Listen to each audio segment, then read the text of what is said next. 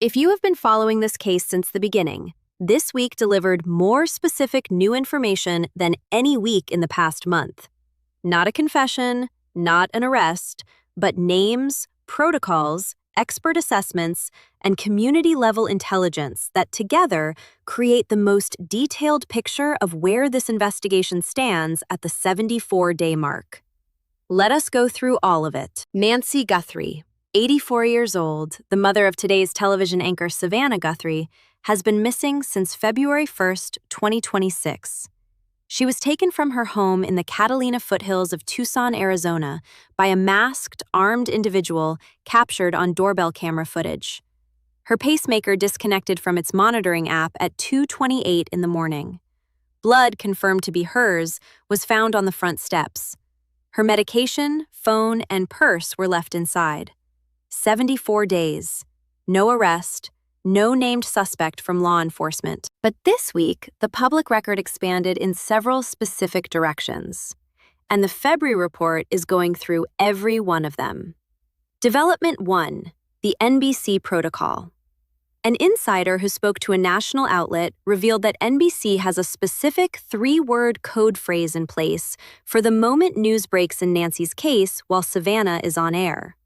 The phrase is needed offset. When a producer uses those words, Savannah knows there has been a development. She is pulled from the broadcast immediately, mid-segment if necessary, taken into an office, and told privately. At the same time, another anchor steps in to report the story as breaking news. The source said, "We would pull her immediately, mid-segment if we had to." They added that Savannah understands this is the plan, and that NBC's top executives have had her back throughout this entire period and will continue to accommodate her if she needs to step away again. Former FBI agent Jennifer Coffindaffer read that report and said something worth registering. She asked whether the existence of that protocol might indicate the FBI is closer than people think. Not as a confirmed statement, as a logical inference. You do not build a protocol for a scenario you believe will never happen. The code phrase has not been used. Nancy has not been found. But NBC has planned for the moment it happens. That planning is itself a data point. Development 2. Savannah's mid-episode exit. This week, Savannah Guthrie stepped away from the Today set mid-broadcast. It was brief. She returned. The network indicated no case-related development had occurred, but the moment generated national attention precisely because the protocol exists. Every time she steps away from that desk unexpectedly, the country holds its breath. Not because they want bad news, but because after 74 days of waiting, any movement in this story feels seismic. Hoda Kotb was at that desk beside her again this week, having reunited as co-anchors in Craig Melvin's absence. Hoda said publicly that sitting next to Savannah is watching what strength looks like. She called Savannah strength personified.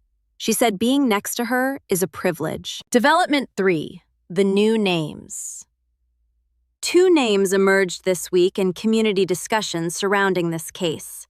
The Febry Report is going to be specific about what these names represent and what they do not represent. The first name is McCalmont. He is being discussed in connection with a claimed falling out and a money dispute that reportedly predates Nancy's disappearance. No official law enforcement source has named McCalmont as a suspect. The Pima County Sheriff's Department has not confirmed any connection to this case. The FBI has not commented. His name is circulating in community sources and appears in reporting based on those sources. The second name is Clay Crouch. He is identified as a neighbor of Nancy Guthrie with prior criminal history that includes charges related to burglary and kidnapping. Again, no official source has named Crouch as a suspect in this case. No official connection to this investigation has been confirmed. The Febry Report states these names with those caveats clearly applied because that is how responsible coverage works. What we can say analytically is this. The emergence of specific neighborhood figures with claimed financial disputes or prior relevant criminal charges in a case where the inside knowledge required to execute the abduction points towards someone familiar with the victim's life and neighborhood is information that belongs with the FBI. If you have information about either of these individuals in connection with the events of January or February 2026 in the Catalina foothills area of Tucson, that information belongs at 1-800-CALL-FBI. If you have been following this case since day one, consider subscribing, because every name and every development we cover comes before it reaches mainstream coverage. Development 4. The insider claim. A source claiming law enforcement connection said this week that the destruction in this case is intentional. The framing of that claim, as reported, suggests that evidence that could have moved this case forward was deliberately compromised, not by accident, not through negligence, but through intentional action. That is an explosive claim. It has not been confirmed by any named law enforcement source. The Pima County Sheriff's Department has not responded to it publicly. The FBI has not commented. The Febry Report treats it with the appropriate analytical weight of an unconfirmed insider claim in a case that has been consistently characterized by institutional friction between the Pima County Sheriff's Department and the FBI. Former law enforcement professionals have already named, on the record, specific procedural failures in the early hours of this investigation. The claim of intentional destruction adds a new dimension to that narrative. Whether it is accurate is something the official investigative record, if it ever becomes fully public, will have to answer. Development 5. The ransom notes as an instrument of psychological harm. Former FBI agent Jennifer Coffindaffer said this week that the ransom notes are torturing the Guthrie family. She used that word deliberately, and the mechanism she describes is specific enough to warrant careful examination. The notes arrive with contradictory information. One says Nancy is dead. The next says she was seen alive in Sonora, Mexico. One demands 1 Bitcoin in exchange for the location of her body. The next claims to have seen her alive with them, plural. The sender, who is not claiming to be the abductor, but claiming to have knowledge, has acknowledged being dismissed as a scammer by law enforcement. He said in one note that millions have been wasted and that he is being disregarded. He said the case is frozen, but the FBI's arrogance remains. Whether this person has any genuine information has not been confirmed. But his messages are arriving at a media organization that cannot simply ignore them. Because what if one of them is real? That is the position the family is in. They cannot ignore the dead claims because what if Nancy died? They cannot ignore the alive in Mexico claims because what if she is alive? They are forced to hold both realities simultaneously, indefinitely, without the relief that comes from either confirmed grief or confirmed hope. That is what Coffindaffer calls torture. Not cruelty in the casual sense, actual psychological harm inflicted by sustained, irresolvable uncertainty. Savannah Guthrie described living inside that uncertainty in the one major interview she gave since her return to the Today Show. She described waking up with night terrors. She said she is in agony. She said she keeps asking herself whether she made her mother a target by becoming a public figure. She said she cannot grieve. She said she can only ache and wonder. Hoda Kotb, sitting beside her this week, said she is watching strength. She is also watching a person carry something that no amount of professional composure can neutralize. And the country is watching with her. Development 6. The expert consensus on what happened. 3 separate experts speaking from different professional backgrounds have this week converged on a version of the same explanation. Former FBI agent Coffindaffer has said the motive was ransom, that Nancy did not survive, and that the kidnappers sent the too early ransom notes knowing that the FBI's protocol would prevent payment without proof of life.